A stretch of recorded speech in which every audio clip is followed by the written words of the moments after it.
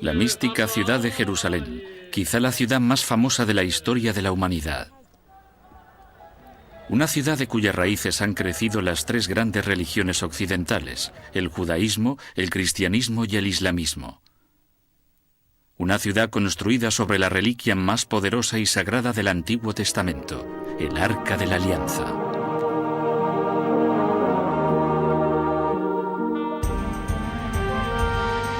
El Arca Perdida.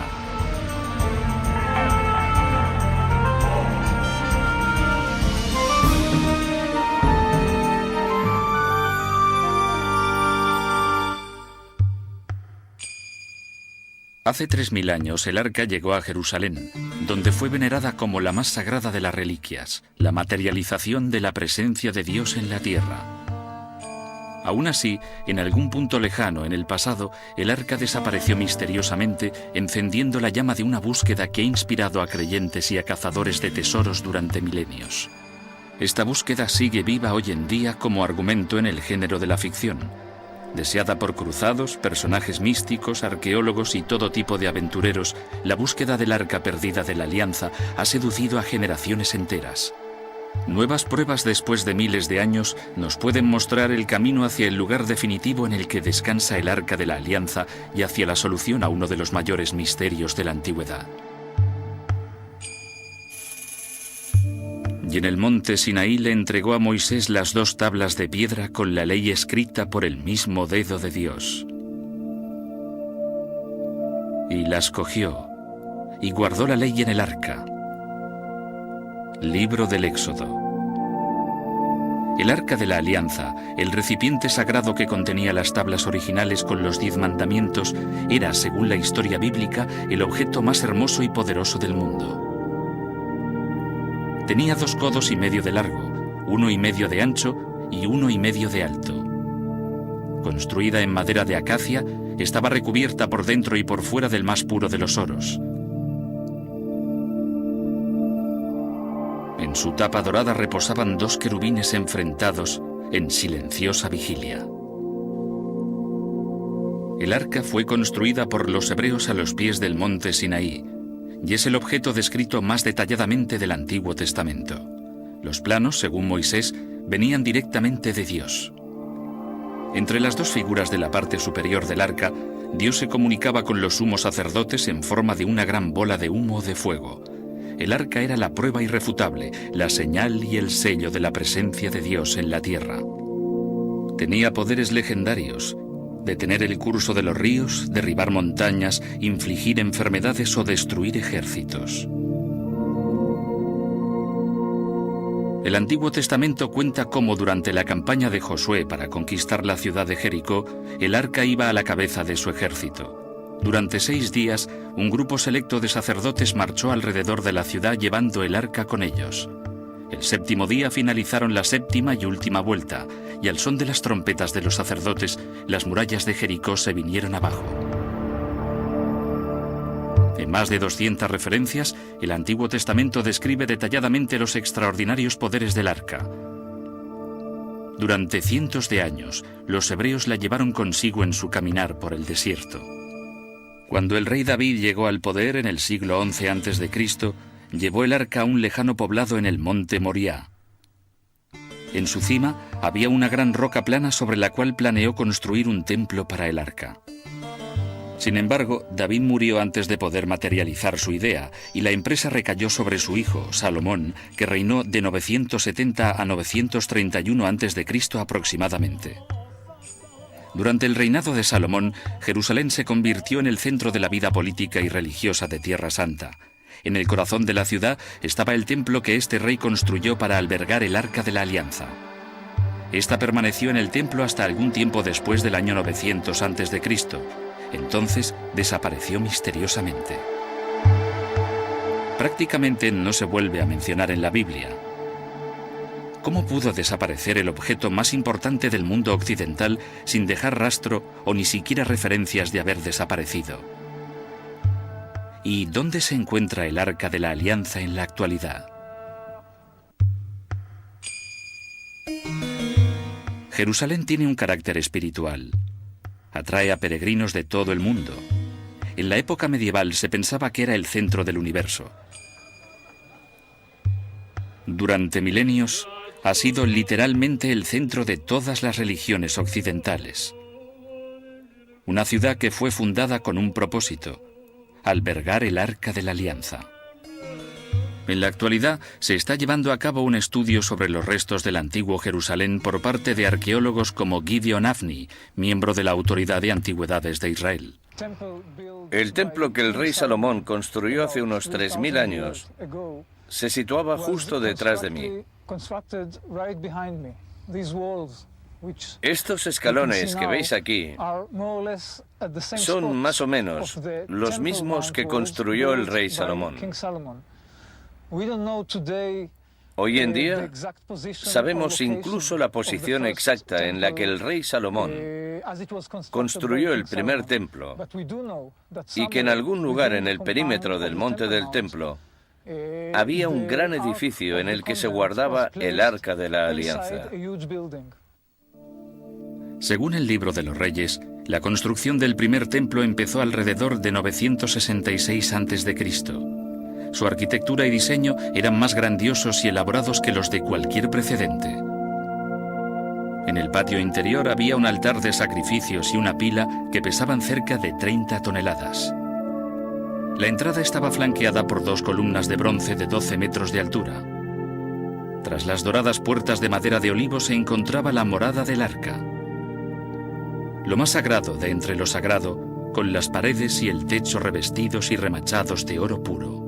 El arca fue definitivamente trasladada a lo que sería su emplazamiento permanente en el Templo de Salomón alrededor del año 955 a.C.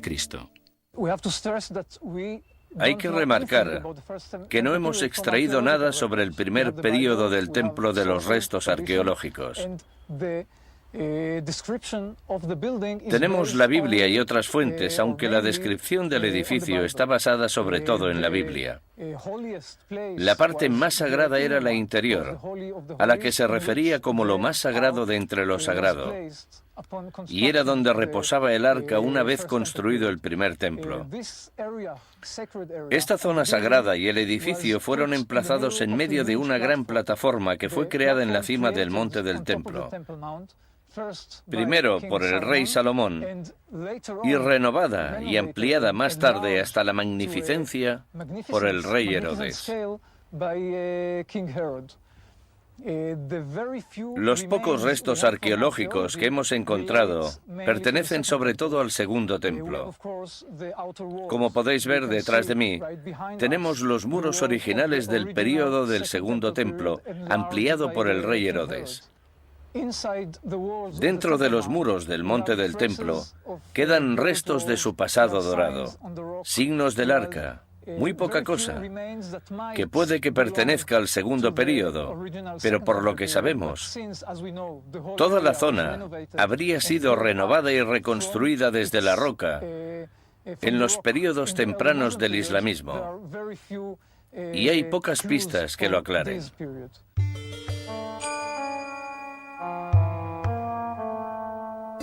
Según el Antiguo Testamento, el arca sagrada solo era sacada del templo una vez al año por el sumo sacerdote del Yom Kippur en el día de la expiación.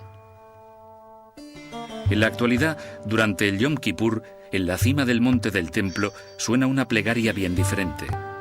Bajo dominio musulmán ininterrumpido durante 1300 años, la mezquita de la Roca y de Al-Aqsa ocupan el emplazamiento del templo original.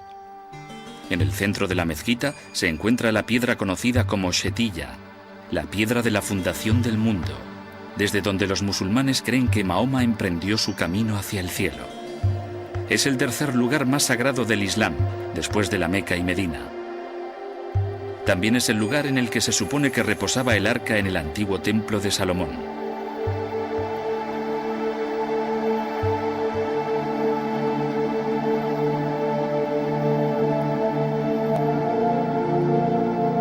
Durante años, la única parte del monte a la que los judíos tenían acceso eran estas largas piedras que formaban parte del muro del oeste del segundo templo. A solo un paso de la mezquita de la Roca, este constituye el lugar más sagrado del judaísmo. A pesar de sus diferencias, el judaísmo, el cristianismo y el islamismo tienen un elemento en común: todos adoran a un solo Dios. Y el concepto de ese Dios estaba materializado al principio en el Arca de la Alianza. Su poder domina los primeros libros del Antiguo Testamento, aunque tiempo atrás el Arca se desvaneció inexplicablemente. Durante más de 2000 años de búsqueda, se han tejido decenas de leyendas y teorías en torno a su desaparición. Mayoritariamente, se cree que el Arca desapareció en un momento de crisis, bien capturada por trofeo por un ejército conquistador o bien escondida en algún paraje secreto por sacerdotes del templo. El primero de tales momentos fue a finales del siglo X a.C., durante una invasión del faraón egipcio Shishak. De hecho, es sobre la teoría de Shishak sobre la que se basa la película En busca del Arca Perdida. En ella se descubre el arca en la ciudad perdida de Tanis, la capital de Egipto durante el reinado de Shishak. Sin embargo, esta teoría no cuenta con el apoyo de los expertos, quienes afirman que el ejército de Shishak nunca llegó a entrar en Jerusalén. Los historiadores sostienen que se pagó un tributo al faraón para mantenerlo fuera de la ciudad y que ciertamente dicho tributo no incluiría el más preciado y sagrado de los tesoros del templo. Si el arca fue sustraída, la teoría con mayor fundamento es que fue desmontada cuando los babilonios conquistaron Jerusalén en el año 586 a.C. Según el Antiguo Testamento, el líder babilónico Nabucodonosor y su ejército destruyeron el templo sagrado de Salomón y enviaron a los israelitas al exilio. La suerte del arca podría yacer en las actuaciones de los antiguos conquistadores, tal y como explican arqueólogos como Aaron Meir, miembro de la Universidad Hebrea de Jerusalén y de la Autoridad de Antigüedades de Israel. Lo primero que hacían los conquistadores cuando capturaban una ciudad era saquear los templos. Lo hacían por dos razones. Primero, si tenían el control del templo y desacreditabas al dios de la ciudad, era una muestra muy clara de quién mandaba. Y segundo, los tesoros se guardaban en los templos, y si la descripción del arca que aparece en la Biblia tiene algo de verdad, se trataba realmente de un objeto extremadamente valioso. Si me preguntas qué pudo pasar, a no ser que algún sacerdote con mucha determinación consiguiera llevarse el arca y esconderla en otro lugar, seguramente los babilonios se hicieron con ella, se la llevaron a los palacios de Babilonia y o bien la guardaron allí como un trofeo, o bien la fundieron e hicieron otros objetos de oro con ella. Sin embargo, hay un hecho del que no cabe la menor duda. Existen registros detallados de todos los tesoros que fueron sustraídos del templo y llevados a Babilonia, pero el arca no se encuentra en ninguno de ellos.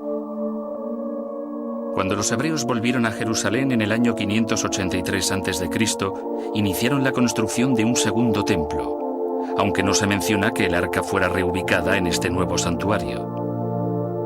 A partir de este momento, no se vuelve a hacer referencia al Arca de la Alianza en las escrituras del Antiguo Testamento.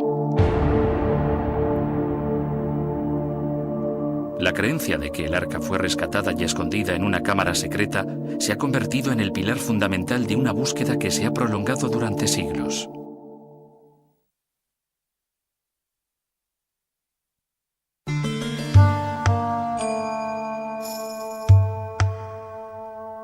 El Monte del Templo.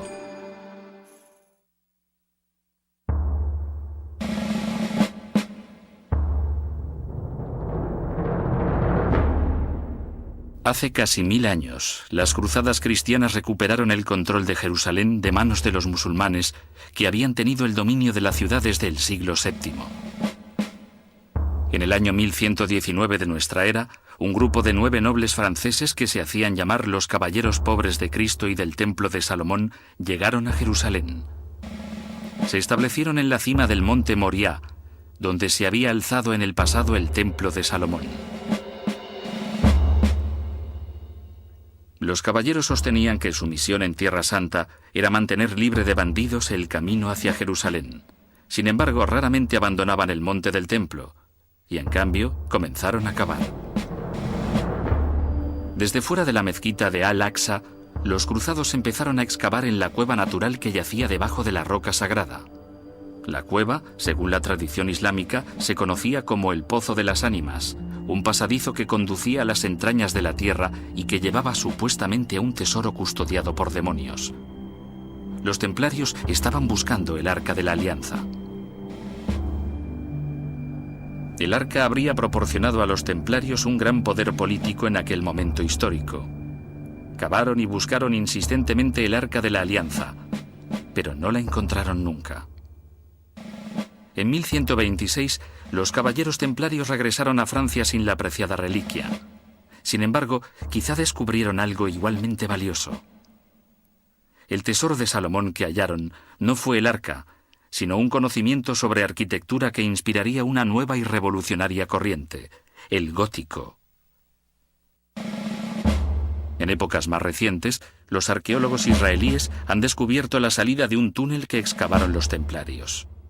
El túnel se extiende por debajo del monte del templo, pero debido a las restricciones impuestas por las autoridades musulmanas no ha sido explorado. Quizá nunca se sepa lo que hay al final de esta excavación del siglo XII.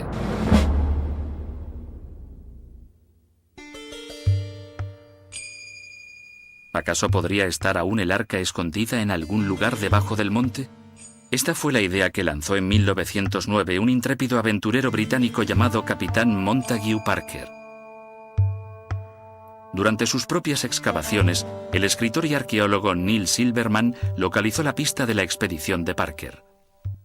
Las expediciones de Parker de 1909 a 1911 fueron, sin lugar a dudas, las expediciones más alocadas y ridículas que nunca se han llevado a cabo en Tierra Santa. Estaba encabezada por un aristócrata aburrido llamado Montague Bronslow Parker, quien se hizo acompañar por otro aburrido aristócrata británico y por algunos mercenarios de la guerra de los Boers. La expedición estaba dirigida por un místico finlandés llamado Walter Huvalius y su ayudante, un iluminado irlandés que ninguno de los dos se atrevió a aparecer por el Oriente Medio. Se contentaban con enviar las instrucciones por telégrafo. Parker empezó su excavación reabriendo pozos que ya habían sido explorados por el arqueólogo británico Charles Warren en 1867. Para su pesar, aquellos túneles que conducían a las profundidades del monte del templo no eran la cámara del tesoro, sino parte de un antiguo sistema de aguas de la ciudad de David. Un descubrimiento de gran importancia para los arqueólogos, pero inútil para Parker. Parker llegó a Jerusalén con la esperanza de encontrar el arca en poco tiempo, pero las semanas se convirtieron en meses, y solamente descubría restos de vasijas de los asentamientos más antiguos de Jerusalén. En 1911 apareció este artículo en el London Times. El grupo del capitán Parker seguramente es solo una asociación arqueológica, pero los rumores apuntan en otro sentido. Todo el mundo sabe que han gastado más de 60.000 libras en los últimos 2 años y que han estado cavando en 2 turnos para mantener los trabajos día y noche. Su objetivo es poseer el Arca de la Alianza y la corona y el cetro del propio rey Salomón. Así que, debido a la desesperación y a la aparente presión que recibía de los aviadores que había conseguido por todo el mundo y que habían subvencionado la expedición, decidió emprender su última actuación, atrevida y casi suicida, en vez de intentar excavar debajo del monte del templo desde la vertiente de la ciudad de David. Sobornó al gobernador otomano de Jerusalén para que lo dejara entrar a la mezquita de la Roca para excavar bajo la piedra y el santuario más sagrados del Islam. Los trabajos se realizaron unas cuantas noches en secreto, hasta que, por uno de esos accidentes que hacen historia, un fiel inesperado llegó a la mezquita de la Roca en mitad de la noche y descubrió a aquel inglés vestido de árabe y corrió inmediatamente la alarma por toda la ciudad. Parker no hizo lo debido. Él y sus hombres hicieron las maletas apresuradamente y salieron hacia la ciudad portuaria de Jaffa. Para cuando hubieron llegado a la costa, los mensajes de telégrafo ya informaban de que había disturbios en Jerusalén. La violencia se extendía a las zonas rurales a la vez que llegaban rumores de que unos infieles habían robado la corona y el anillo de Salomón, la espada de Mahoma y el Arca de la Alianza. Parker y sus hombres consiguieron embarcarse en un barco privado que había anclado en el puerto y escapar de la situación. La historia llegó rápidamente a todos los periódicos y Parker se convirtió en una persona non grata en todo el mundo. Esta expedición no consiguió nada en realidad, más que revueltas y un sentimiento de rechazo hacia los arqueólogos occidentales. El proyecto de Parker ha pasado a la historia como un gran fracaso y como algo que ha apartado la arqueología de Palestina durante décadas. Para satisfacer las demandas de sus avaladores, Parker decidió volver a Jerusalén.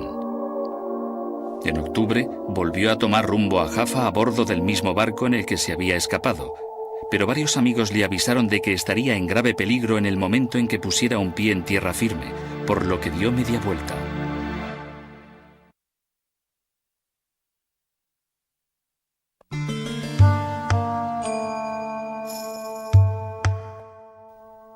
Viaje al sur.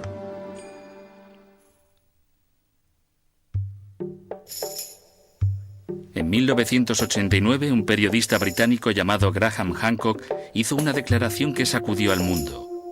La legendaria Arca de la Alianza no estaba perdida, sino a salvo, escondida en una iglesia de Etiopía, a donde había sido trasladada en secreto hacía más de 1000 años. En todo el mundo, solo hay un país en el que encontremos viva la tradición de adorar el Arca de la Alianza. Y ese país, por muy extraño que sea, es Etiopía. Lejano, en el corazón de África, un país antiguo y misterioso. Un país que tiene una población judía. Judíos etíopes autóctonos de los que no se sabe su origen. Ningún estudioso ha sido capaz de explicar de manera satisfactoria ni siquiera cómo llegó el judaísmo a Etiopía, ni cuáles son sus orígenes. Además, Etiopía es un país cristiano. Fue uno de los primeros países del mundo en convertirse al cristianismo, aproximadamente en el año 350 después de Cristo. Así que tenemos dos antiguos caminos paralelos, el judaísmo y el cristianismo, que discurren conjuntamente en el país. Ambas fes veneran el Arca de la Alianza, y ambas creen firmemente que ésta descansa actualmente en una pequeña capilla anexa a la iglesia de Santa María de Sion, en Aksum.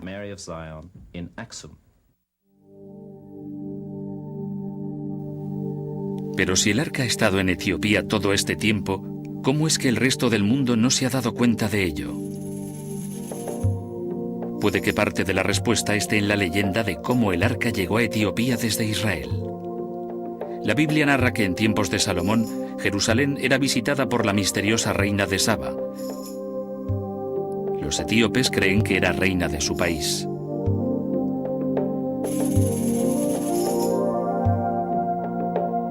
La leyenda del arca y su relación con Etiopía ha sido el objeto de estudio al que el experto y director del Instituto de Estudios Semíticos, el etíope Dr. Ephraim Isaac, ha dedicado toda su vida.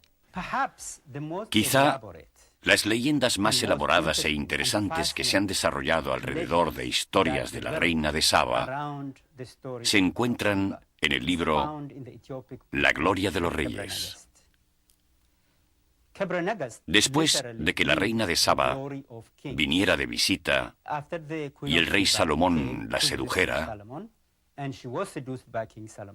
volvió a su tierra natal.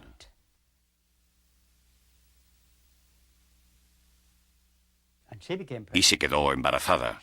Tuvo un hijo al que llamó Menelik. La leyenda etíope cuenta cómo años más tarde, Menelik fue a visitar a su padre a Jerusalén para ser educado. A pesar de la insistencia de Salomón en que se quedara, Menelik volvió a Etiopía con el hijo primogénito del sumo sacerdote. La leyenda cuenta que se llevaron consigo el arca y que la guardaron en un templo que se convertiría más tarde en la iglesia de Santa María de Sion en Aksum. Es una historia fascinante y es fundamental tanto en la tradición de la Etiopía moderna como en la de la antigua Etiopía. Y esos pensamientos, esas creencias, han influido en la actitud de Etiopía hacia el antiguo Israel, hacia la religión de Israel, según la propia leyenda, Junto con Menelik vino la creencia en un solo Dios. ¿Es eso cierto? Como estudioso, siempre se intenta llegar a una verdad que es en realidad algo muy relativo. Es una historia que está ampliamente recogida y respetada en la tradición etíope. Yo no voy a decir si esta historia es verdadera o es falsa, porque yo lo que intento es comprender cuáles son las raíces de dicha historia.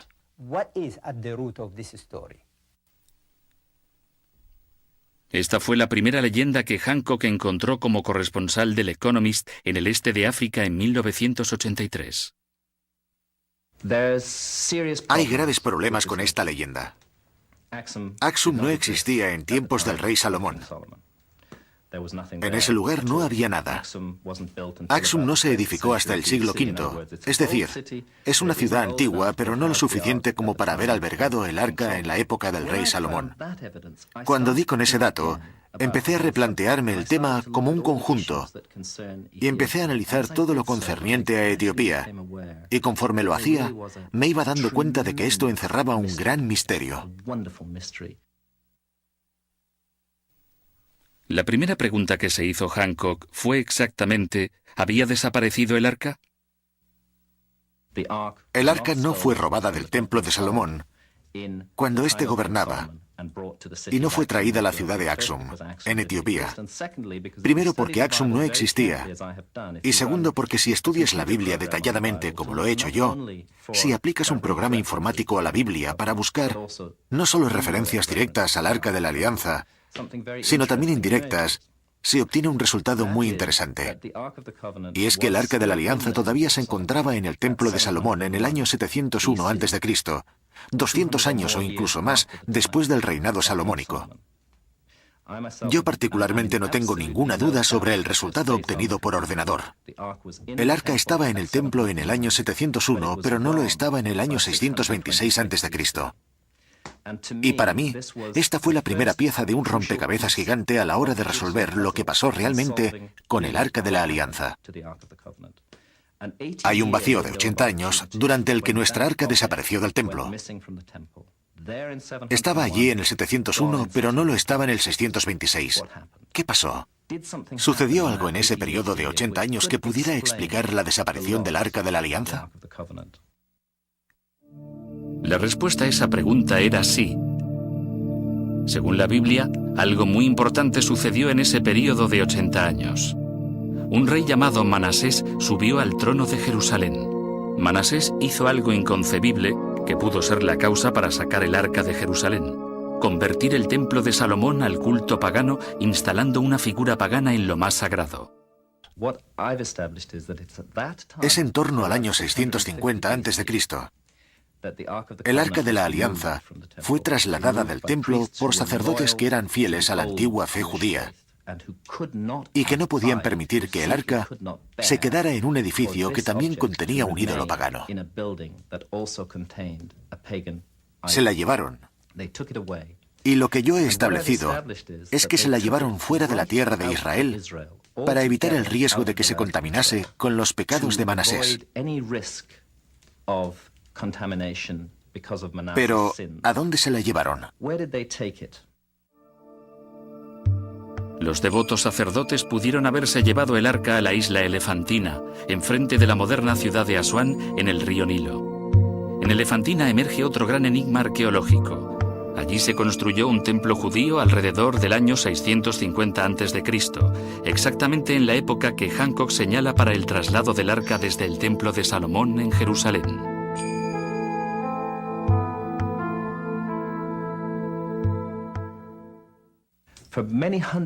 Durante muchos siglos hubo una comunidad judía en la isla de Elefantina.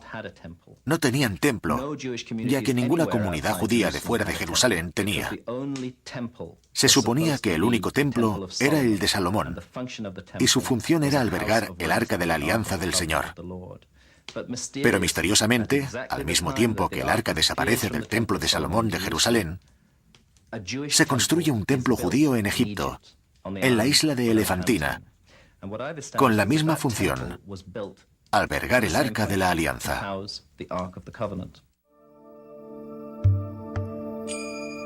Según la investigación de Hancock, el arca permaneció en Egipto, en la isla de Elefantina, durante más de 200 años.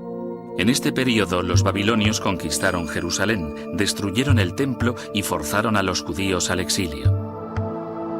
Cuando los israelitas volvieron para construir el segundo templo, la fe judía había cambiado. El arca ya no era la materialización de Dios. Por contra, ésta se había convertido en un símbolo innecesario para alabar a una deidad invisible y omnipresente. Ya no era necesaria la presencia del arca, aunque, como es de suponer, no fue olvidada. Y aquí viene otro enigma. ¿Qué pasó con los judíos que vivían en la isla de Elefantina? Una comunidad ingente. Se desvanecieron sin dejar rastro en la historia. No hay pruebas de que fueran masacrados. Simplemente parece ser que hicieron las maletas y se fueron. Y pienso que eso es exactamente lo que hicieron.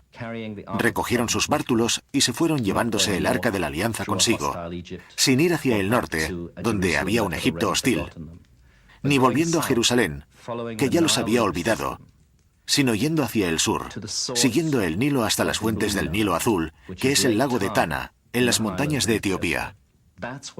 Allí fue donde se llevó el arca en torno al año 410 a.C., cuando desapareció el culto judío de Elefantina. Y aquí es también donde entra en juego otra pieza de este rompecabezas, ya que en el lago Tana, en Etiopía, en una isla llamada Tanakirkos, encontré una variante muy interesante de la tradición mayoritaria de la leyenda de Salomón, Saba y Menelik. En la isla de Tanakirkos se encuentra en la actualidad un antiquísimo monasterio cristiano cuyos monjes todavía recuerdan su pasado judío. Cuentan que el Arca de la Alianza fue llevada a la isla y que permaneció allí durante 800 años. Estas son las elevadas piedras del altar que supuestamente se utilizaban para hacer sacrificios ante el arca. En esta isla, el arca era el centro de un grandioso culto judío al Antiguo Testamento, y quizá en dicho culto se encuentren los orígenes de los judíos etíopes, los falashas, que continúan practicando una forma primitiva del judaísmo. ¿Qué ha pasado después de 800 años? Etiopía se convirtió al cristianismo y el rey cristiano llegó con sus fuerzas a Tanakirkos. Se llevó el arca a Axum y la ubicó en la iglesia de Santa María de Sion, donde ha estado desde entonces. Aunque parezca mentira, el arca es el punto central de los ritos cristianos de Etiopía. Todas y cada una de las 20.000 iglesias etíopes contienen una réplica del Arca de la Alianza.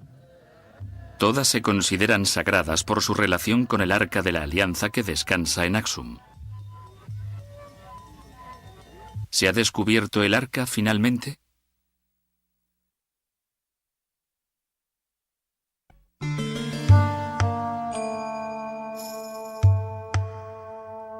El santuario.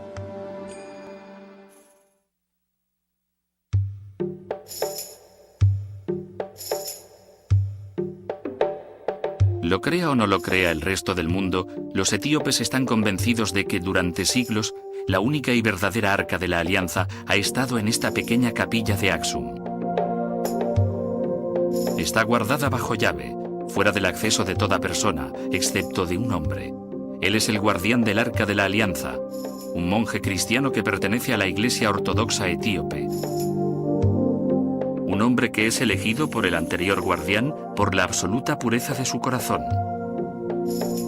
Una vez escogido, no puede abandonar el recinto de la iglesia durante el resto de su vida. El guardián actual es Abba Tesfa Marium. Todos los etíopes creen que solo un hombre puro y completamente limpio de pecado puede acercarse al arca. Porque si no es puro y completamente limpio de pecado, el arca lo mataría. Y a mí me han contado casos en los que el arca ha matado a gente por no ser apropiada para acercarse a ella. Lo que hay que entender es que el arca es el centro de la fe religiosa de este país. Sobre ella hay formada una áurea de poder y de peligro. El poder de Dios. No es algo sobre lo que bromear o reírse. No es ninguna atracción turística. Los etíopes creen que el arca, como narra el Antiguo Testamento, es Dios, el trono de la presencia de Dios. Y por eso solo un hombre se le puede acercar. Ningún fotógrafo ha sido conducido nunca junto al arca, ni parece posible que suceda. Pero la descripción parece coincidir con la que se cita en la Biblia. Describe el arca. Está deseando describirla como un recipiente dorado situado sobre dos fustes de carga. Describe sus dimensiones con gestos. Sobre todo, dice que es un objeto antiguo que le causa puro terror. Cuenta que la primera vez que estuvo ante el Arca de la Alianza, en la capilla del santuario, se puso a temblar de miedo. Y le pregunté, ¿por qué? ¿Por qué temblabas de miedo? Dijo que porque el arca era de fuego. Este hombre está explicando una vivencia real para él. La verdad de sus palabras se encuentra en la manera en que habla.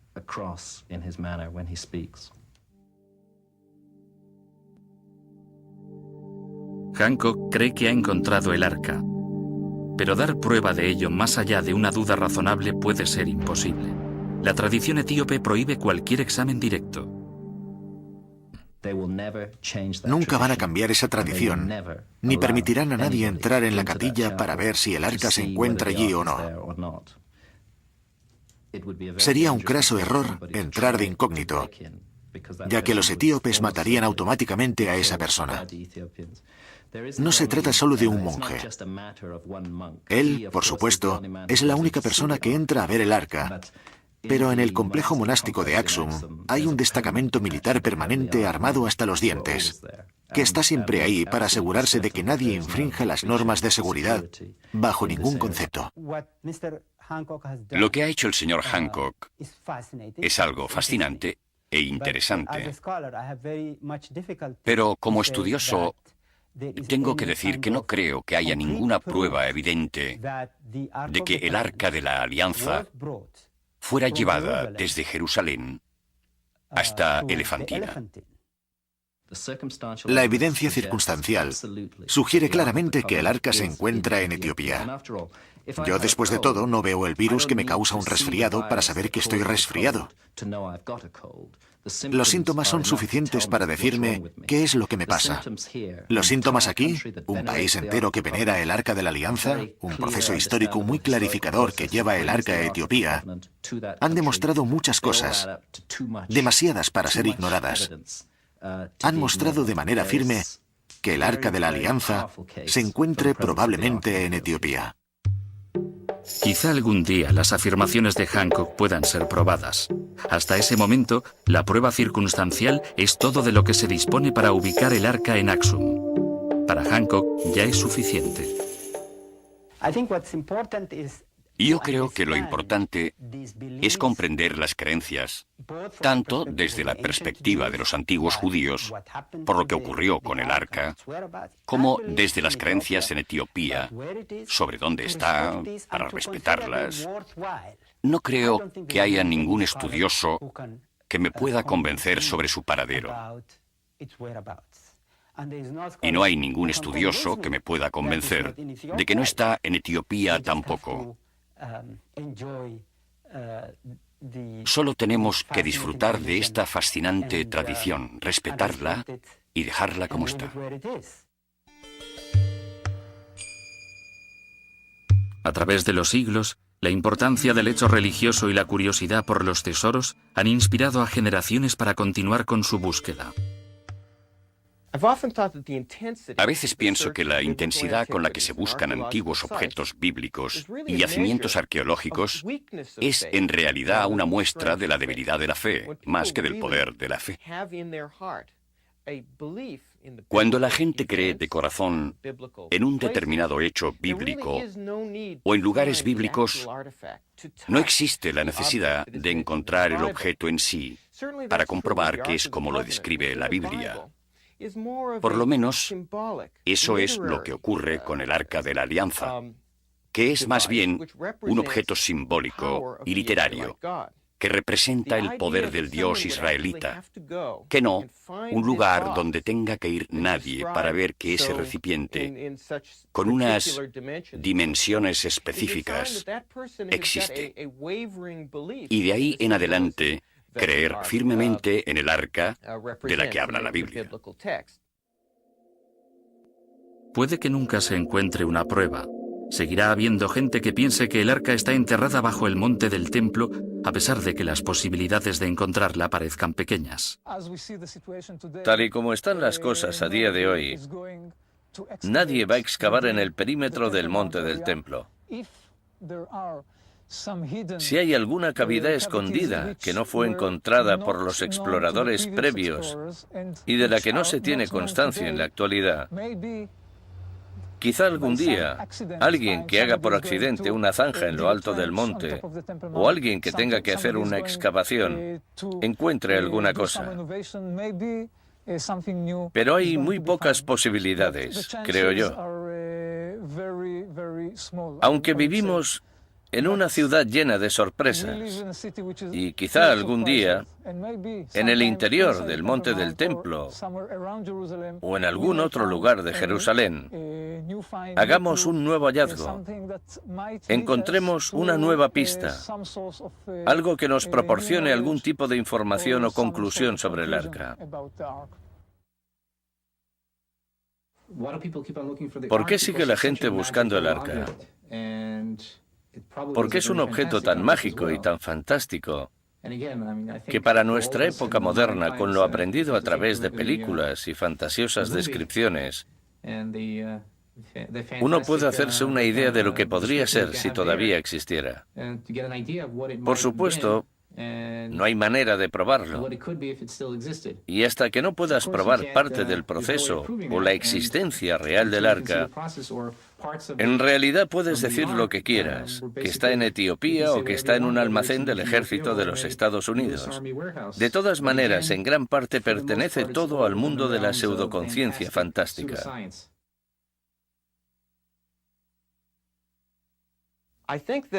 Yo creo que es importante que la gente recuerde que las diversas versiones, ya vengan de la literatura rabínica, del profeta Jeremías o de la tradición etíope, reflejan cada una tradición religiosa o una escuela diferente a la hora de concebir el arca y su significado simbólico. Y te lleve donde te lleve esa concepción, ya sea el Monte Nebo divisando Tierra Santa, al propio Jerusalén o a un lugar lejano como Etiopía, cada una refleja una idea de lo que le pasó al carácter sagrado de aquel primer templo, más que la verdadera ubicación del Arca de la Alianza. En ningún caso se pueden leer como mapas literales que te conducen al tesoro. Son todo expresiones religiosas que se han apreciado de esa manera. De entre los antiguos enigmas del mundo, el misterio del Arca de la Alianza es uno de los pocos que ha sobrevivido y que tiene una versión contemporánea. En el punto de mira de las grandes cuestiones sobre la religión y la fe, el Arca todavía ejerce su influencia sobre los que piensan que se encuentra en Etiopía y sobre los que creen que está, en estos momentos, y quizá para siempre, perdida en alguno de los lugares secretos de Tierra Santa. Como garantía específica de que Dios existe, su valor como tesoro va más allá del simple oro con el que fue construida. Si el arca fuera encontrada hoy mismo, nadie sabe cuáles serían las repercusiones. Muchos opinan que sería mejor si la suerte del arca continuara siendo un misterio.